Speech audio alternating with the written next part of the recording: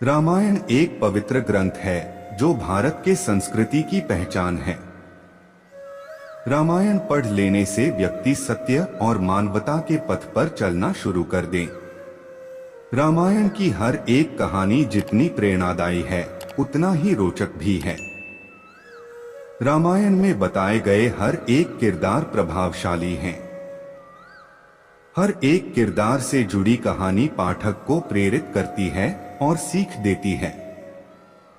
रामायण के हर किरदार की तरह कुंभकर्ण की कहानी भी काफी रोचक और मजेदार भी है। कुंभकर्ण अपनी भूख और निंद्रा के लिए काफी प्रसिद्ध था, क्योंकि राक्षस कुल का होने के बावजूद यह 6 महीने सोता था और 6 महीने जागता था।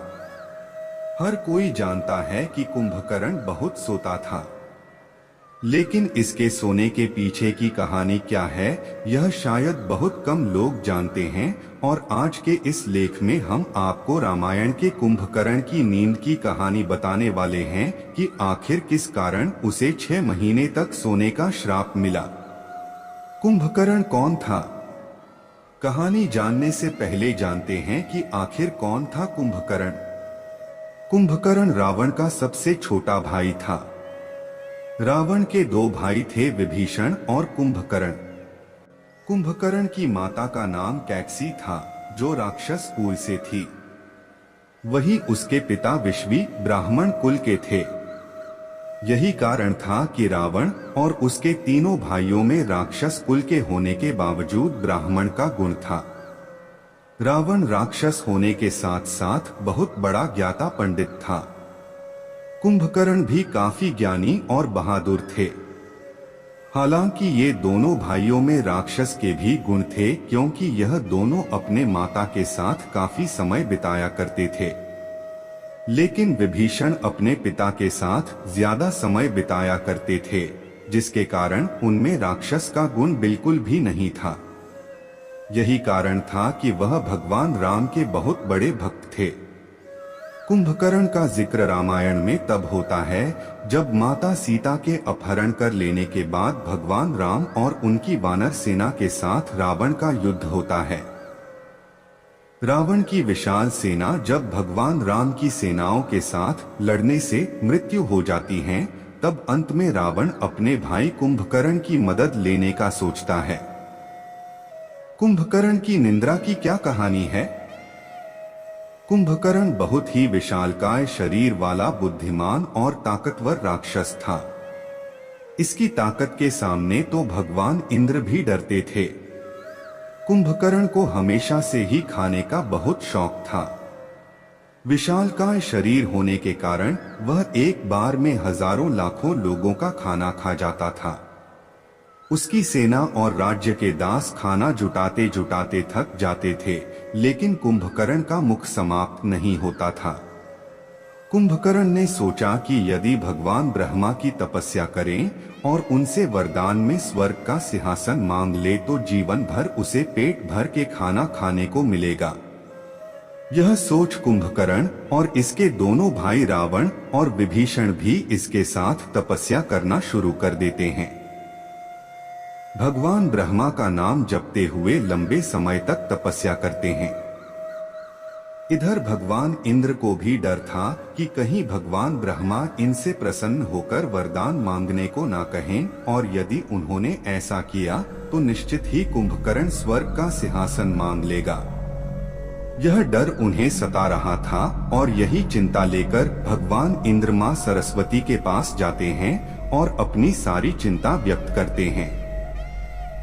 उधर भगवान ब्रह्मा कुंभकर्ण के तपस्या से प्रसन्न हो चुके थे और फिर वे उन तीनों को दर्शन देते हैं। भगवान ब्रह्मा कुंभकर्ण को मनचाहा वरदान मांगने के लिए कहते हैं। कुंभकर्ण वरदान के रूप में इंद्रासन मांगने वाला होता ही है कि मां सरस्वती उसके जिह्वा पर विराजमान होकर इंद्रासन के बजाय निंद्रासन बुलवा देती है। रावण या कुंभकर्ण यह समझ पाते कि तब तक भगवान ब्रह्मा तथावस्तु बोल चुके होते हैं। इसके बाद जब कुंभकर्ण और रावण को इस बात का एहसास होता है तो वे भगवान ब्रह्मा को वरदान वापस लेने के लिए कहते हैं। लेकिन भगवान ब्रह्मा कहते हैं कि एक बार दे दिया गया वरदान वापस नहीं लिया जा सकता। इधर कुंभकर्ण को भी अपनी गलती का एहसास हो जाता है। वह भगवान ब्रह्मा के सामने रोने गिड़गिड़ाने लगता है। तब भगवान ब्रह्मा कहते हैं कि मैं वरदान तो वापस नहीं ले सकता, लेकिन इस वरदान के प्रभाव को कम जरूर कर सकता हूँ। हमेशा निद्रा में रहने के बजाय अब तुम 6 महीने जागोगे और 6 महीने निद्रा में रहोगे। जिसके बाद से कुंभकर्ण 6 महीने तक नींद में रहता था और फिर 6 महीने जागने के बाद पेट भरकर खाना खाता था। यही कहानी थी कुंभकर्ण के निद्रा की।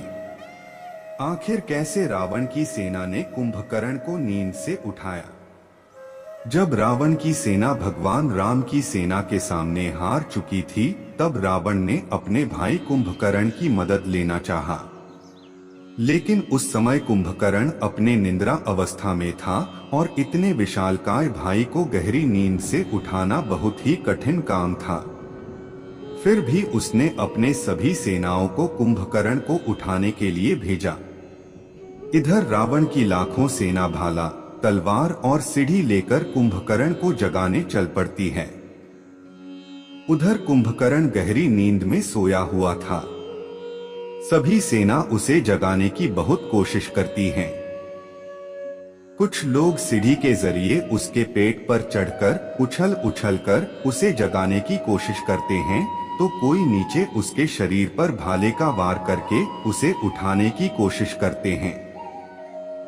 लाख कोशिश करने के बाद भी जब कुंभकर्ण नहीं उठा, तब सेनाओं के मन में ख्याल आया कि क्यों न इसे स्वादिष्ट भोजन परोसा जाए, क्योंकि कुंभकर्ण खाने का बहुत शौकीन था और शायद भोजन के सुगंध से उठ जाए। ठीक यही हुआ। सभी सेनाओं ने विशाल मात्रा में विभिन्न प्रकार के स्वादिष्ट भोजन को जुटाया। भोजन की स्वादिष्ट सुगंध जब कुंभकर्ण के नाक में गई तो वह अपने आप उठ गया। भरपेट खाना खाने के बाद अंत में कुंभकर्ण अपने भाई रावण के पास जाता है, जहां रावण उसे राम से युद्ध लड़ने के लिए कहता है। कुंभकर्ण राक्षस होने के साथ ही वह बहुत बुद्धिमान भी था। उसे पता था कि भगवान राम के सामने जीत पाना मुश्किल है, लेकिन वह अपने भाई रावण से बहुत प्रेम करता था और वह उनकी आज्ञा का निरादर नहीं करना चाहता था। इसीलिए वह भगवान राम से युद्ध लड़ने के लिए चला जाता है। कुंभकर्ण को यह बात पता थी कि इस युद्ध में उसकी मृत्यु उसकी जरूर होगी, क्योंकि वरदान देते समय भगवान ब्रह्मा ने कहा था कि जब यह निद्रा अवस्था में होगा और यदि कोई इसे बलपूर्वक उठाएगा तो उस दिन इसकी मृत्यु निश्चित है। ठीक यही हुआ। रावण की सेनाओं ने बलपूर्वक कुंभकर्ण को उठाया, जिस कारण उस दिन उसकी मृत्यु निश्चित थी। यह जानने के बावजूद भी कुंभकर्ण भगवान राम के साथ युद्ध करने के लिए जाता है, क्योंकि वह जानता था कि भगवान राम के हाथों मृत्यु से उसका उद्धार हो जाएगा। युद्ध भूमि में पहुंचने के बाद इसके विशालकाय पैरों तले भगवान राम की हजारों सेना कुचला जाती हैं। अंत में भगवान राम धनुष बाण उठाते हैं और कुंभकर्ण के दोनों हाथों को काटकर उसका वध कर देते हैं। इस तरीके से रामायण के इस मजेदार किरदार की मृत्यु हो जाती है। दोस्तों, आपको वीडियो कैसा लगा ये हमें कमेंट बॉक्स में जरूर बताएं।